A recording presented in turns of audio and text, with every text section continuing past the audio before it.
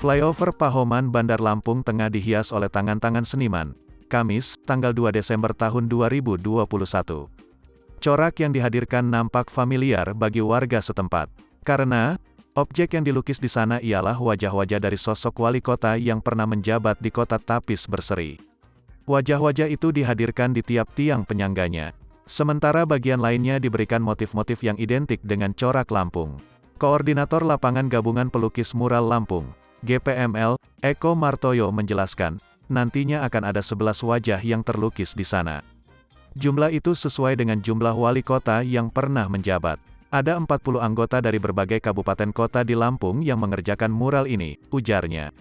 Sementara itu, Kepala Dinas Pariwisata Kota Bandar Lampung, MUD mengatakan flyover dipercantik dalam rangka menyambut Muktamar Nu dan Apeksi yang akan dilakukan di Kota Bandar Lampung. Sementara untuk anggaran, MUD mengaku ditanggung oleh Dinas Pekerjaan Umum Kota Bandar Lampung. Anggaran kita minta bantu PU, kita bergulir saja, berapa yang PU punya. Kalau tidak ada ya kita hentikan, ujarnya.